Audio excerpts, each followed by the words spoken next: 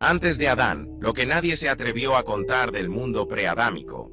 ¿Y si te dijera que Adán no fue el primer hombre sobre la Tierra? ¿Qué pasaría si existiera evidencia bíblica de una civilización completa que vivió, construyó ciudades y desapareció miles de años antes de que el primer humano respirara en el jardín del Edén? Más de 340.000 personas ya descubrieron este secreto oculto entre las líneas de Génesis, un intervalo de tiempo que los teólogos debaten en silencio hace siglos.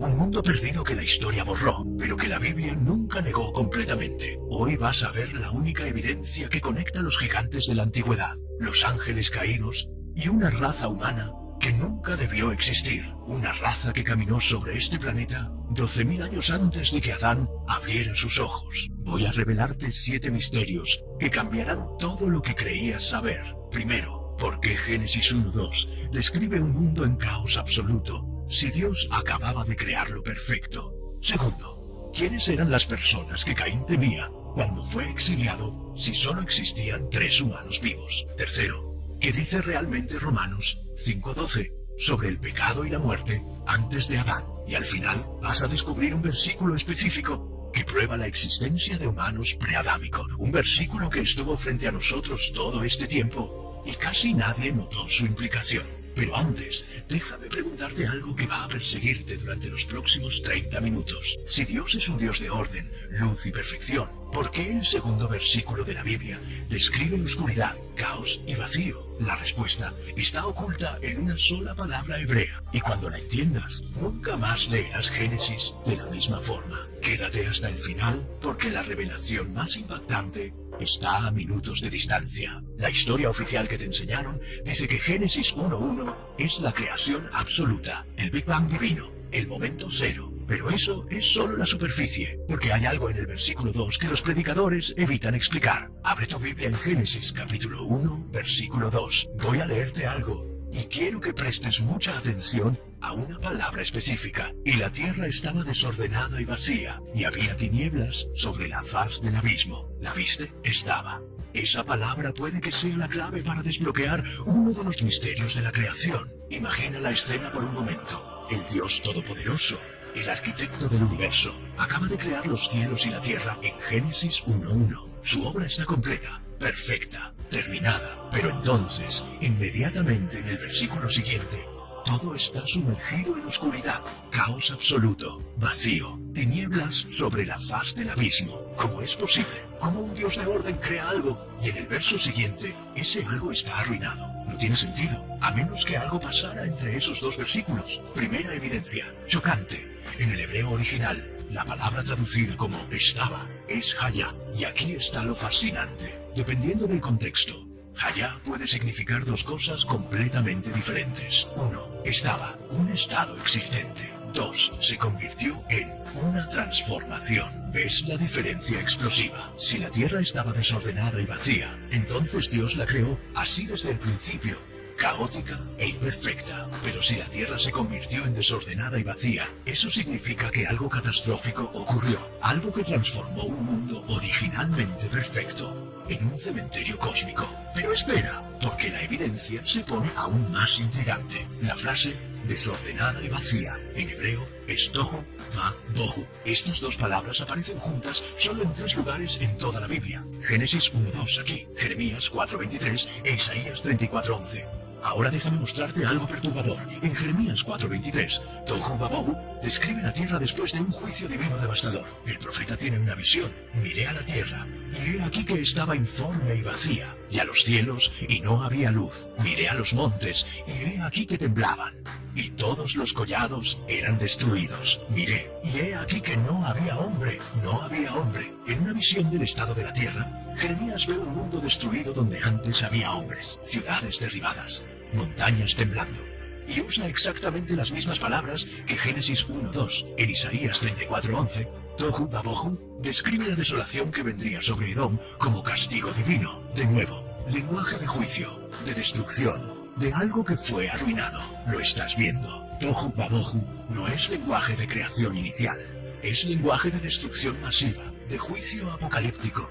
de algo que fue perfecto y después fue devastado. Entonces, ¿por qué este estado de caos absoluto está justo en el segundo versículo de Génesis? Si nada había sido creado todavía, ¿qué estaría juzgando Dios? ¿Qué civilización habría caído? ¿Qué guerra cósmica habría terminado dejando el planeta en ruinas? Y aquí viene la pieza que une todo. Isaías 45:18 nos da una pista demoledora.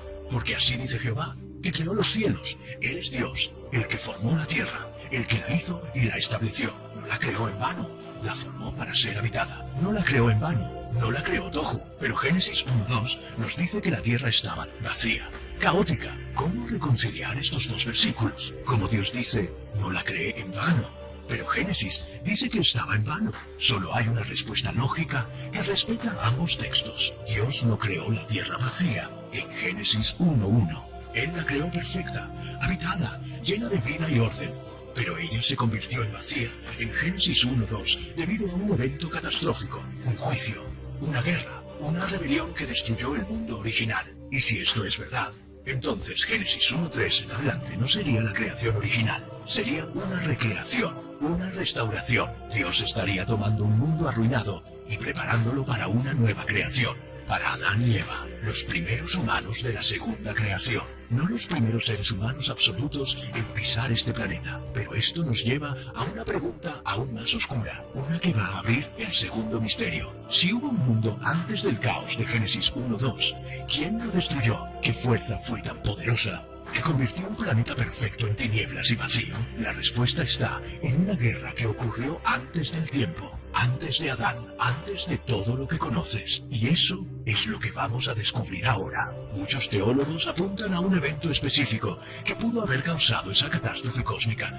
entre Génesis 1:1 y 1:2. Un evento tan devastador que reescribió la física del planeta, la caída de Lucifer. Imagina la escena en el reino celestial antes del tiempo. Un ser de belleza incomparable, cubierto de piedras preciosas, un querubín ungido que caminaba en medio de piedras de fuego. Su nombre era Lucero, hijo de la mañana, y él no era un ángel cualquiera, era el director del coro celestial, el sello de la perfección, lleno de sabiduría y acabado de hermosura. Ezequiel 28 describe este ser con detalles escalofriantes. Tú, querubín grande, protector, te puse en el santo monte de Dios. Allí estuviste, en medio de las piedras de fuego te paseabas. Perfecto eras en todos tus caminos, desde el día que fuiste creado, hasta que se halló en ti maldad. Perfecto, hasta que se halló en ti maldad. ¿Qué maldad? ¿Qué pensamiento oscuro cruzó la mente del ser más glorioso de la creación? Isaías 14:12-14 revela su monólogo interno. ¿Cómo caíste del cielo, oh Lucero, hijo de la mañana? Cortado fuiste por tierra, tú que debilitabas a las naciones. Tú que decías en tu corazón, subiré al cielo, en lo alto, junto a las estrellas de Dios, levantaré mi trono, y en el monte del testimonio me sentaré, sobre las alturas de las nubes subiré, y seré semejante al Altísimo. 5. Haré 5 declaraciones de rebelión, 5 intentos de usurpar el trono de Dios. Y con esa rebelión, Lucifer no vino solo. Apocalipsis 12:4 revela la magnitud de la conspiración. Su cola arrastraba la tercera parte de las estrellas del cielo y las arrojó sobre la tierra, 1/3 de las estrellas. En lenguaje apocalíptico, estrellas representan ángeles. 1/3 de los ángeles del cielo se unió a la rebelión de Lucifer. No fueron 5, no fueron 100, fueron millones. Una armada celestial completa declaró guerra contra el Creador. Y Apocalipsis 12:7-9 describe el resultado. Hubo una guerra en el cielo. Miguel y sus ángeles luchaban contra el dragón. Y luchaban el dragón y sus ángeles, pero no prevalecieron. Ni se halló ya lugar para ellos en el cielo. Y fue lanzado fuera el gran dragón, la serpiente antigua, que se llama Diablo y Satanás, el cual engaña al mundo entero. Fue arrojado a la tierra, y sus ángeles fueron arrojados con él. Fue arrojado a la tierra. La batalla fue en el cielo, pero el resultado fue precipitado aquí, en este planeta, en el mundo que Dios había creado perfecto, en Génesis 1:1. Ahora conecta los puntos conmigo. Si Lucifer cayó, si hubo una rebelión cósmica, si 1/3 de los ángeles fue expulsado del cielo con él, ¿dónde ocurrió el impacto? ¿Dónde aterrizaron esas huestes rebeldes? ¿Dónde se libró la batalla final? La tierra. ¿Será que la tierra que Dios creó perfecta en Génesis 1:1 fue el campo de batalla de esa guerra cósmica? ¿Será que la destrucción causada por esa rebelión es lo que transformó el planeta en tohu vapor, en caos y vacío. Piénsalo. Jesús mismo confirma que él vio esa caída. Lucas 10:18. Veía a Satanás caer del cielo como un impacto violento, repentino, devastador. Cuando golpea la tierra, deja un cráter, destruye todo a su alrededor. Ahora multiplica eso por millones de ángeles caídos, una lluvia de fuego y azufre celestial, una guerra que rasgó el tejido de la realidad física. Y aquí está la evidencia que confirma todo. Jeremías 4:23-26. Esa visión profética que mencionamos antes describe exactamente este escenario. El profeta ve la tierra después del juicio. Miré a la tierra, y he aquí que estaba informe y vacía. Tohu, vapohu, y a los cielos, y no había luz. Miré a los montes, y he aquí que temblaban, y todos los collados eran destruidos. Miré, y he aquí que no había hombre, y todas las aves de los cielos habían huido. Miré, y he aquí el campo fértil era un desierto, y todas sus ciudades eran asoladas delante de Jehová, delante del furor de su ira. Todas sus ciudades, ciudades que existían antes del juicio, ciudades que fueron asoladas. ¿Ciudades de quién? Si esto es una visión del estado de la tierra, en Génesis 1:2, entonces había civilización antes del caos, había hombres antes de Adán, había ciudades antes del jardín del Edén, y esas ciudades fueron destruidas en la guerra entre Miguel y Lucifer, entre los ángeles leales y los rebeldes, una guerra que convirtió un paraíso en un cementerio planetario. Pero aquí viene el tercer misterio, uno que va a sacudir todo lo que pensabas sobre el diluvio de Noé. Si hubo una destrucción masiva antes de Adán, ¿por qué Dios permitió que vida inteligente sobreviviera en formas alteradas? ¿Por qué encontramos gigantes en la tierra tanto antes como después del diluvio? La respuesta está en un pacto oscuro que 200 ángeles caídos hicieron en el monte Hermón, un pacto que casi destruyó el plan divino. Y eso es lo que viene ahora. Lo que voy a decir ahora fue censurado por la Iglesia durante más de 1500 años, removido de los cánones, escondido en cuevas, quemado en hogueras, pero los textos sobrevivieron y lo que revelan es absolutamente devastador. El libro de Enoc, citado por Judas en el Nuevo Testamento, describe con detalles precisos lo que sucedió después de que los ángeles cayeron a la tierra, y no fue lo que te enseñaron en la escuela dominical. Génesis 6:1-2 da solo un vistazo. Aconteció que cuando comenzaron los hombres a multiplicarse sobre la faz de la tierra y les nacieron hijas, los hijos de Dios vieron que las hijas de los hombres eran hermosas y tomaron para sí mujeres, escogiendo entre todas los hijos de Dios. En hebreo, Bene Elohim. Este término aparece en Job para referirse específicamente a seres angelicales. Y estos seres tomaron para sí mujeres. La interpretación tradicional intenta suavizar esto. Eran los hijos de Set, mezclándose con las hijas de Caín. Pero esa explicación no resiste un análisis serio. ¿Por qué el resultado de un matrimonio normal entre humanos produciría gigantes? ¿Por qué Dios destruiría el mundo entero por simples matrimonios mixtos? No, esto fue algo mucho más oscuro, mucho más prohibido. El libro de Enoc, capítulo 6, revela los detalles que Génesis omite. Sucedió que cuando los hijos de los hombres se multiplicaron, les nacieron en esos días hijas hermosas. Los ángeles, los hijos de los cielos, las vieron y las desearon, y se dijeron entre ellos: vayamos y escojamos mujeres de entre las hijas de los hombres y engendremos hijos. Pero aquí está la parte que te va a helar la sangre. Semiaza, el líder de estos ángeles, sabía que lo que estaban a punto de hacer era una abominación tan grande que merecería castigo eterno. Entonces hizo algo calculado. Propuso un pacto. Enoc 6:3-4. Semiaza les dijo: temo que no queráis cumplir con esta acción.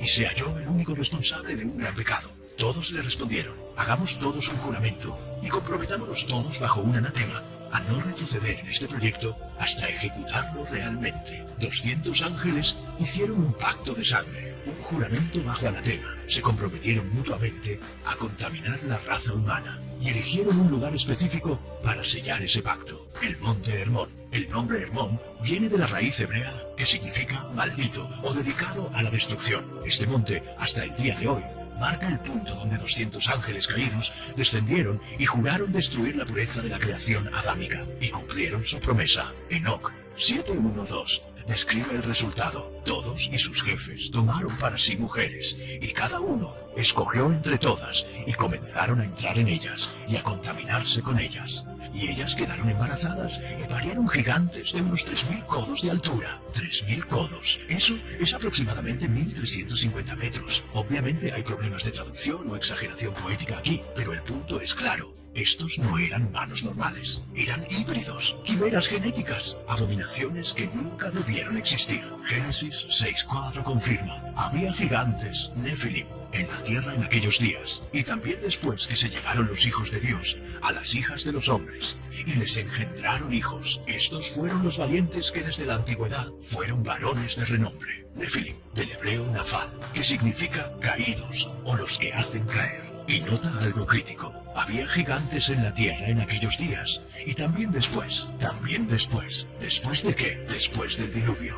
Los Nefilim existían antes del diluvio y reaparecieron después. ¿Cómo es eso posible si el diluvio supuestamente destruyó toda carne, excepto Noé y su familia? Números 13:33 confirma que los Nefilim sobrevivieron. También vimos allí gigantes, hijos de Anak, raza de los gigantes, y éramos nosotros, a nuestro parecer, como langostas, y así les parecíamos a ellos. Los espías de Israel, siglos después del diluvio, encuentran gigantes, descendientes de los Nefilim, razas enteras, los refaitas, los anaceos, los semitas, los zamzomeos. Deuteronomio los menciona como pueblos de estatura gigantesca que habitaban la tierra prometida. Og, rey de Basán, es descrito en Deuteronomio 3:11, porque únicamente Og, rey de Basán, había quedado del resto de los gigantes. Su cama, una cama de hierro, tiene 9 codos de largo y 4 codos de ancho. 9 codos, aproximadamente 4 metros de largo. Ese no era un humano normal,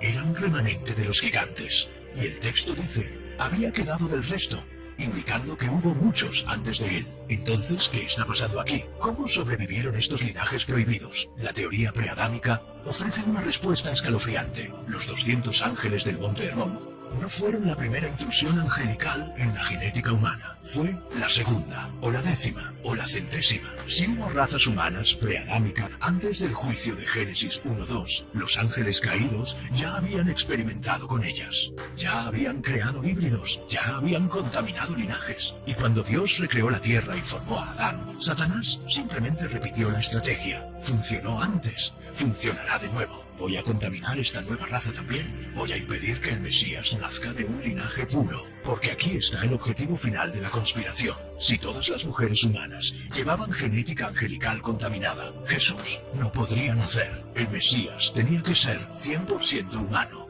y 100% divino. Si no había humanos puros, no había Mesías, no había redención. Satanás ganaría.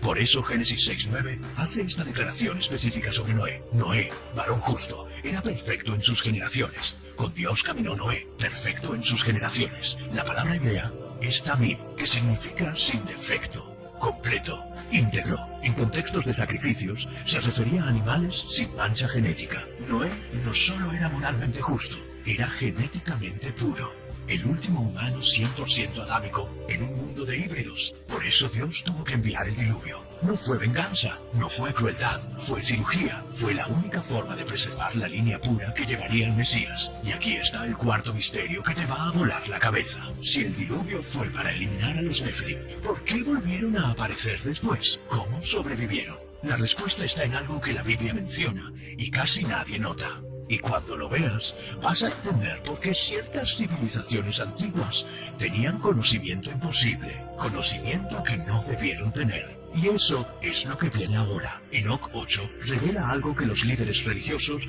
no quieren que sepas. Estos 200 ángeles caídos no solo contaminaron la genética humana, enseñaron conocimientos que estaban reservados solo para los cielos. Azazel enseñó a los hombres a fabricar espadas, cuchillos, escudos y corazas. Les mostró los metales y el arte de trabajarlos. Semiel enseñó encantamientos y el corte de raíces. Armaros enseñó la solución de encantamientos. Baraquiel enseñó astrología.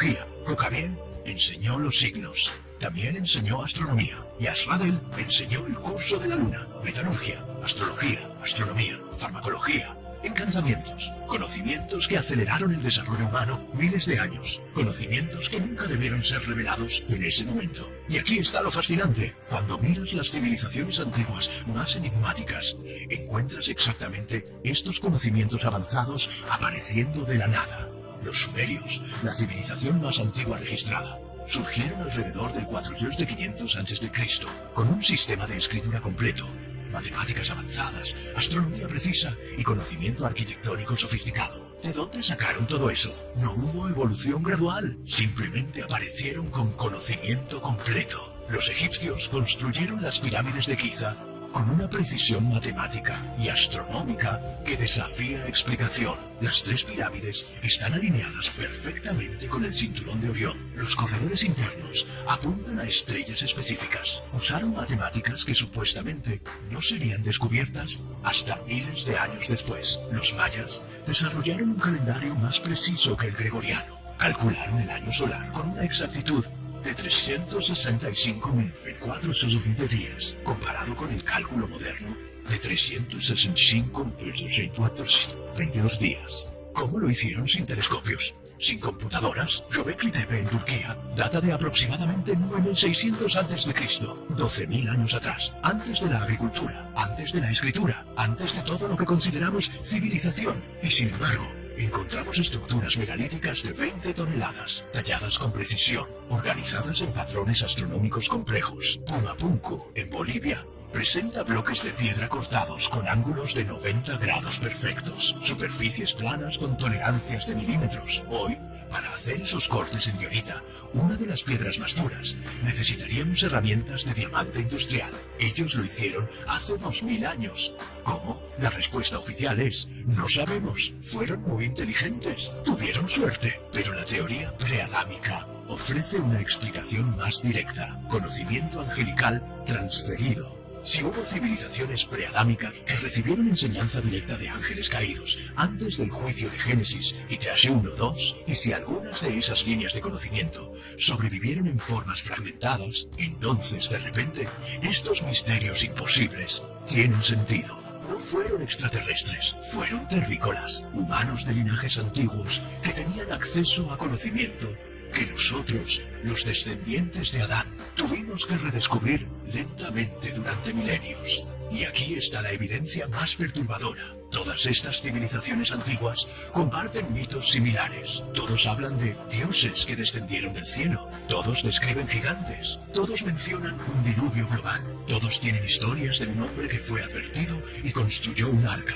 Los sumerios llaman a este hombre Ibusudra. Los babilonios lo llaman Utnapishtim. Los griegos lo llaman Deucalión. Los hindúes lo llaman Manu. Los chinos hablan de Kunyu. Los aztecas de Coxcox. Los hawaianos de Nu'u. Más de 270 culturas alrededor del mundo tienen una historia de diluvio global. ¿Coincidencia? No. Memoria colectiva. Diferentes pueblos recordando el mismo evento catastrófico desde sus perspectivas culturales. Pero aquí está el quinto misterio.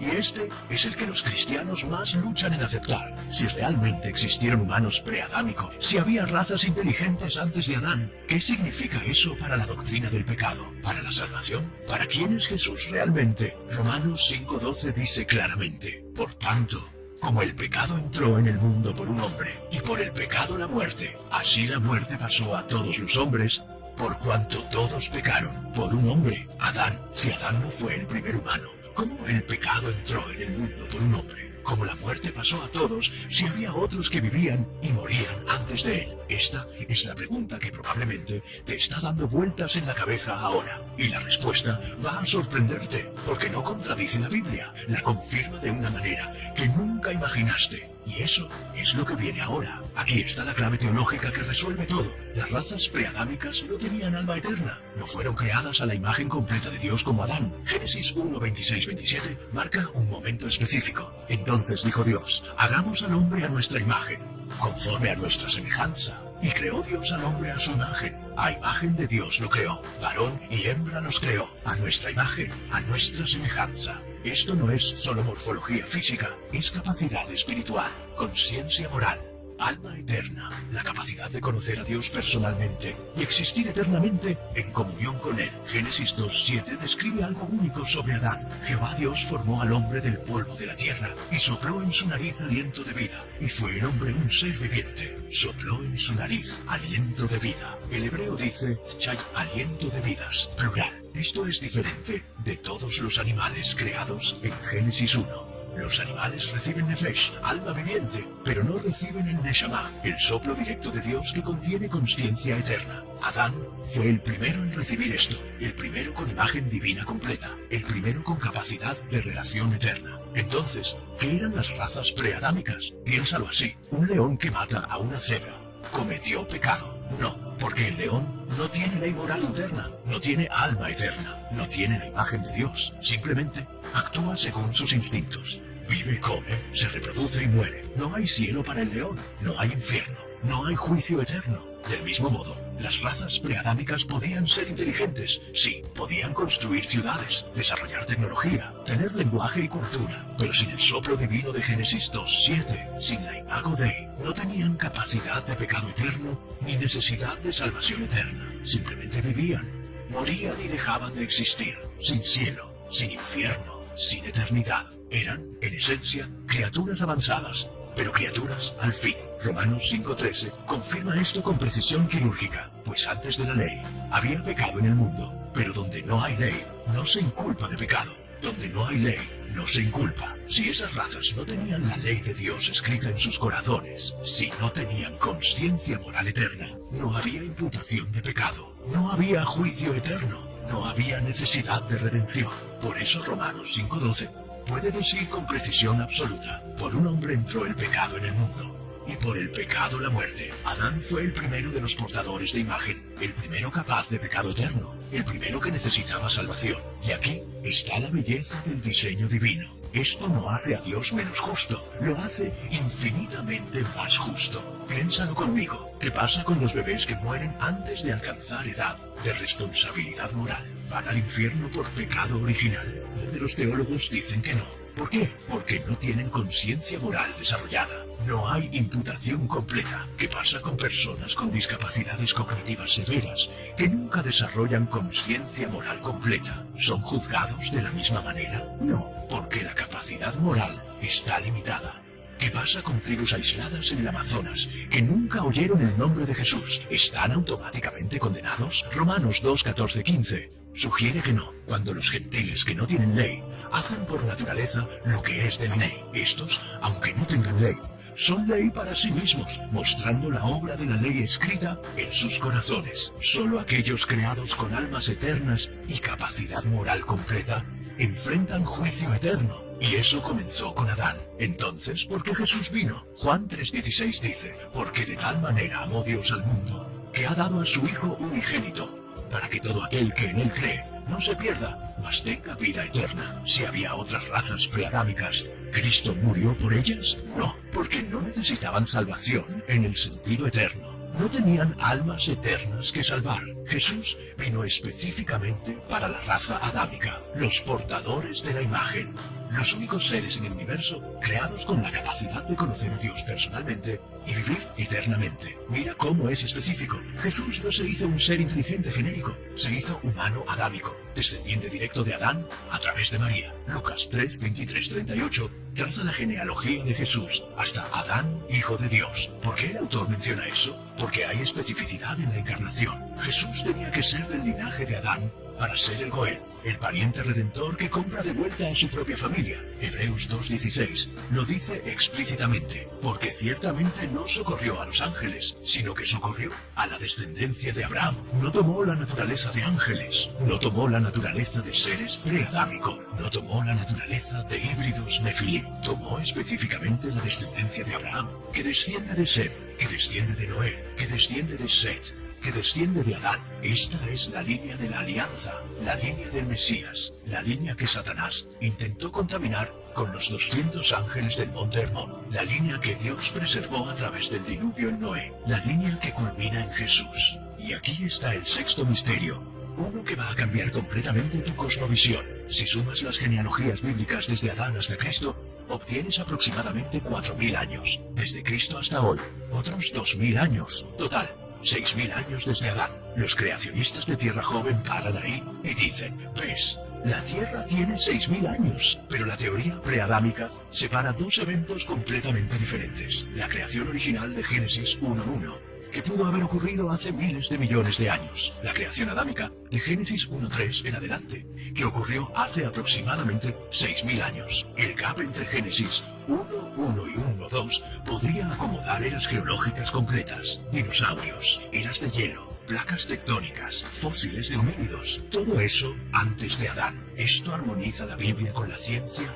sin comprometer ninguna de las dos. No tienes que defender una Tierra de 6000 años contra montañas de evidencia geológica. No tienes que torcer la Biblia para que encaje con evolución darwiniana. Simplemente reconoces que hubo creación, juicio, destrucción y recreación. Los fósiles que encontramos son restos del mundo preadámico. Las extinciones masivas que los científicos documentan son evidencia de juicios divinos. Los ciclos de biodiversidad que aumentan y disminuyen en olas no son evolución aleatoria, son ciclos de creación, juicio y recreación orquestados por Dios. Dios es infinitamente más creativo, más complejo, más majestuoso de lo que nuestras cajitas teológicas jamás podrían contener. Isaías 55:8-9 lo dice perfectamente, porque mis pensamientos no son vuestros pensamientos, ni vuestros caminos mis caminos, dice Jehová. Como son más altos los cielos que la tierra, así son mis caminos más altos que vuestros caminos, y mis pensamientos más que vuestros pensamientos. Tal vez haya capas en la historia de la creación que aún ni rozamos para comprender, y eso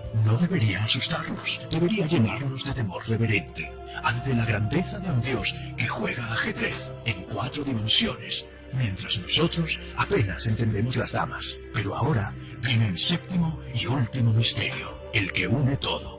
El versículo que prometí al principio, el que algunos estudiosos consideran la evidencia más clara de la existencia de humanos preadámicos, un versículo que estuvo frente a nosotros todo este tiempo y casi nadie notó su implicación explosiva. Prepárate, porque esto va a cerrar el círculo de una forma que nunca imaginaste. Romanos 5:12-14. Léelo despacio. Por tanto, como el pecado entró en el mundo por un hombre, y por el pecado la muerte, así la muerte pasó a todos los hombres, por cuanto todos pecaron. Pues antes de la ley había pecado en el mundo, pero donde no hay ley, no se inculpa de pecado. No obstante, reinó la muerte desde Adán hasta Moisés, aun en los que no pecaron, a la manera de la transgresión de Adán, el cual es figura del que había de venir. Ahora presta atención a esto. No obstante, reinó la muerte desde Adán hasta Moisés, aun en los que no pecaron a la manera de la transgresión de Adán, aun en los que no pecaron a la manera de la transgresión de Adán. ¿Lo captaste? Pablo está diciendo que había personas que murieron entre Adán y Moisés, pero que no pecaron de la misma manera que Adán pecó. ¿Cómo es eso posible si todos somos descendientes de Adán y todos heredamos su naturaleza pecaminosa? La interpretación tradicional dice que se refiere a personas que pecaron sin tener una ley explícita como Adán tuvo. Pero eso no encaja completamente, porque Pablo ya estableció en el versículo 13 que donde no hay ley, no se inculpa de pecado. Entonces, ¿cómo puede la muerte reinar sobre personas que no pecaron como Adán y que no tenían ley para inculparles pecado? A menos que hubiera otros linajes humanos coexistiendo con los descendientes de Adán, linajes preadámico o postdiluvio de los gigantes, que no tenían la misma relación de alianza con Dios, no tenían la ley escrita en el corazón como los adámicos, no pecaron transgrediendo un mandato directo como Adán en el Edén, pero la muerte aún reinaba sobre ellos. ¿Por qué? Porque la muerte física existía antes del pecado de Adán. La muerte era parte del mundo preadámico. El juicio que transformó la tierra en Tohu Vabohu ya había traído muerte al planeta. Lo que Adán introdujo no fue la muerte física en términos absolutos, fue la muerte espiritual, la separación eterna de Dios, la muerte del alma. Y esa muerte espiritual solo aplica a aquellos con almas eternas, a los portadores de la imagen, a los descendientes de Adán. Pero Pablo reconoce que había otros viviendo y muriendo en ese periodo que no estaban bajo la misma condición, aun los que no pecaron a la manera de la transgresión de Adán. Ahora vuelve a Génesis con este entendimiento, y todo empieza a encajar como un rompecabezas perfecto. Cuando Caín mató a Abel, y Dios lo exilió. Caín dijo en Génesis 4:14, «He aquí me echas hoy de la tierra, y de tu presencia me esconderé, y seré errante y extranjero en la tierra. Y sucederá que cualquiera que me hallare, me matará. Cualquiera que me hallare, no mis hermanos futuros, cualquiera, personas que ya existían, personas que no eran de su familia inmediata». Y Dios respondió en el versículo 15, «Ciertamente cualquiera que matare a Caín, 7 veces será castigado». Entonces Jehová puso señal en Caín, para que no lo matase cualquiera que le hallara. Dios no dijo, «No te preocupes, no hay nadie más». Dios puso una marca protectora porque el peligro era real. Había otros. Génesis 4:16-17. Salió pues Caín de delante de Jehová, y habitó en tierra de Nod, al oriente de Edén. Y conoció Caín a su mujer, la cual concibió y dio a luz a Enoc, y edificó una ciudad, y llamó el nombre de la ciudad del nombre de su hijo. Enoc conoció a su mujer, en Nod. No volvió a casa a buscar una hermana. Llegó a una tierra que ya tenía nombre, ya tenía habitantes, y allí encontró esposa, y edificó una ciudad. Las ciudades no aparecen de la nada. Necesitas población, trabajadores, sociedad establecida. Caín se integró a una civilización existente, o fundó un nuevo asentamiento dentro de una región ya poblada. Génesis 4:20-22 describe los descendientes de Caín desarrollando cultura avanzada. Jabal fue el padre de los que habitan en tiendas y crían ganados. El nombre de su hermano fue Jubal, el cual fue padre de todos los que tocan arpa y flauta. Y Zila también dio a luz a Tubal-Caín, artífice de toda obra de bronce y de hierro, ganadería, música, metalurgia, en pocas generaciones. ¿Cómo? Porque no estaban empezando desde cero, estaban redescubriendo o recibiendo conocimiento de linajes más antiguos. Y luego viene Génesis 6:1-2. Aconteció que cuando comenzaron los hombres a multiplicarse sobre la faz de la tierra, y les nacieron hijas, que viendo los hijos de Dios que las hijas de los hombres eran hermosas, tomaron para sí mujeres, escogiendo entre todas los hijos de Dios, las hijas de los hombres. Dos grupos distintos. Si todos descendían de Adán, ¿por qué la distinción? La respuesta más coherente. Había diferentes linajes de humanidad coexistiendo. Los descendientes directos de Adán, a través de Set, los hijos de Dios en el sentido de linaje de alianza, y otros linajes humanos preadámicos o descendientes de Caín, mezclados con razas antiguas, las hijas de los hombres. Y cuando estas líneas se mezclaron, cuando los ángeles caídos intervinieron nuevamente, el resultado fue catastrófico. Contaminación genética, violencia, corrupción total. Génesis 6:5. Y vio Jehová que la maldad de los hombres era mucha en la tierra, y que todo designio de los pensamientos del corazón de ellos era de continuo solamente el mal. Génesis 6:11-12. Y se corrompió la tierra delante de Dios, y estaba la tierra llena de violencia. Y miró Dios la tierra, y he aquí que estaba corrompida, porque toda carne había corrompido su camino sobre la tierra. Toda carne, no solo humanos, toda carne había corrompido su camino. Esto sugiere alteración genética masiva, híbridos, quimeras, un mundo donde la línea entre humano, animal y angelical se había desdibujado hasta desaparecer. Por eso Dios tuvo que resetear. Por eso el diluvio no fue opcional, era cirugía radical, eliminación de un cáncer que amenazaba el plan completo de redención. Y por eso Génesis 6:9 hace esta declaración crítica sobre Noé. Noé, varón justo, era perfecto en sus generaciones, perfecto en sus generaciones. También en hebreo, sin defecto, genéticamente íntegro, el último humano 100% adámico en un mundo de contaminación. A través de Noé, Dios preservó la línea pura, la línea que 2500 años después daría a luz a Abraham, que 2000 años después daría a luz a David, que otros 1000 años después daría a luz a Jesús. La línea de la alianza, la línea del Mesías, la línea que Satanás intentó destruir repetidamente, pero que Dios protegió con precisión quirúrgica. Y tú, si has puesto tu fe en Jesucristo, eres parte de esa línea ahora, no por genética, por adopción espiritual. Gálatas 3:29. Y si vosotros sois de Cristo, ciertamente linaje de Abraham sois, y herederos según la promesa. Linaje de Abraham, que desciende de Sem, que desciende de Noé, que desciende de Set, que desciende de Adán, que fue creado a imagen de Dios. Eres portador de la imagen divina. Eres la única criatura en el universo con alma eterna. Eres aquel por quien Cristo murió. Eres hijo de Dios, no por accidente, sino por diseño eterno. Pudo haber habido otras razas, otros linajes, otras criaturas inteligentes en los eones antes de Adán. Pero tú eres especial. Tú eres la raza de la alianza, el objeto del amor redentor de Dios. Entonces, ¿qué cambia si todo esto es verdad? ¿Qué cambia en tu vida si hubo realmente un mundo 12.000 años antes de Adán? Si existieron razas preadámicas, si los gigantes fueron reales, si los ángeles caídos caminaron sobre la tierra. Aquí está la belleza.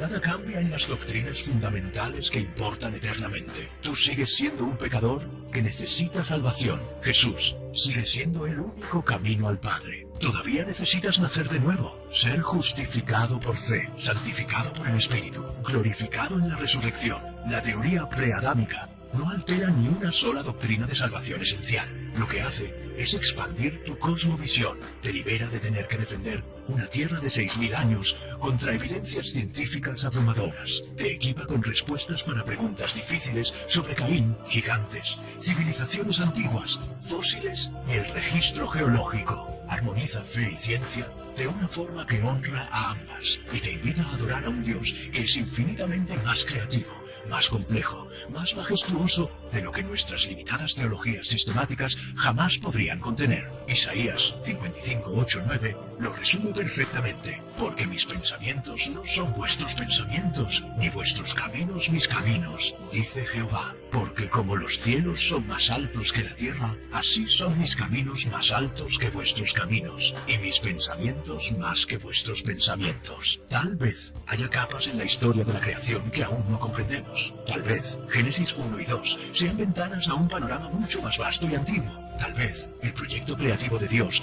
incluya múltiples creaciones, juicios y recreaciones a lo largo de eones. Y eso no debería asustarnos, debería llenarnos de asombro. Ahora, tal vez estás pensando, ¿por qué los pastores nunca hablan de esto? Porque es controversial, porque la de los evangélicos no lo aceptan, porque hay miedo de que esto desestabilice la fe de personas simples. Pero tú no eres una persona simple. Llegaste hasta aquí, viste toda la evidencia, pensaste, cuestionaste, expandiste tu comprensión de lo que es posible en el proyecto creativo de Dios. Puedes rechazar esta teoría por completo y seguir siendo un cristiano fiel a las Escrituras. De hecho, la de los teólogos evangélicos la rechazan. Y está bien, no necesitas creer en razas preadámicas para ser salvo. Pero al menos ahora sabes que hay respuestas bíblicas serias para preguntas que muchos consideran imposibles de contestar. Al menos ahora entiendes que fe y ciencia no tienen que estar en guerra. Al menos ahora puedes mirar a Génesis 1:2 y ver más que palabras en una página. Puedes ver un misterio,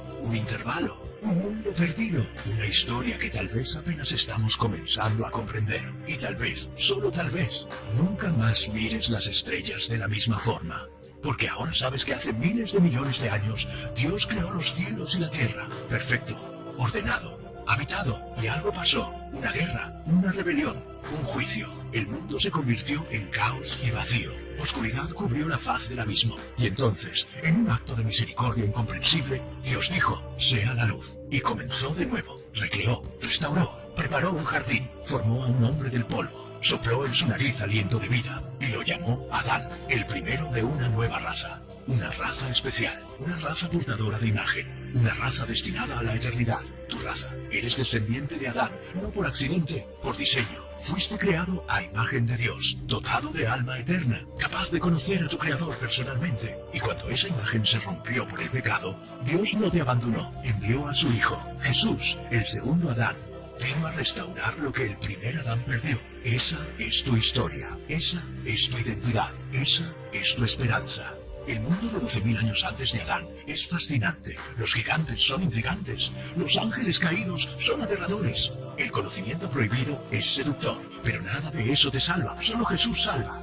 Solo la cruz redime, solo la resurrección da esperanza eterna. Entonces, mientras investigas estos misterios, mientras exploras estas teorías, mientras te maravillas ante la complejidad de la creación, nunca olvides lo esencial. Eres amado, eres valioso, eres imagen de Dios. Y Jesús murió para que tú pudieras vivir eternamente con Él. Todo lo demás, por fascinante que sea, es secundario. Pero la historia no termina aquí, porque si existieron razas preadámicas, si los gigantes fueron reales, si los ángeles caídos enseñaron conocimiento prohibido, entonces hay otras preguntas que necesitan respuestas. ¿Qué pasó exactamente en el Monte Hermón? Cuando los 200 ángeles hicieron su pacto, ¿qué secretos reveló el libro de Enoc que la Iglesia no quiere que sepas? ¿Por qué este libro fue considerado escritura por los primeros cristianos y después fue removido del canon? ¿Y qué hay de los 7 cielos que Enoc visitó? ¿Qué vio allí? ¿Qué le fue revelado sobre el futuro de la humanidad? ¿Por qué Dios se lo llevó sin que muriera?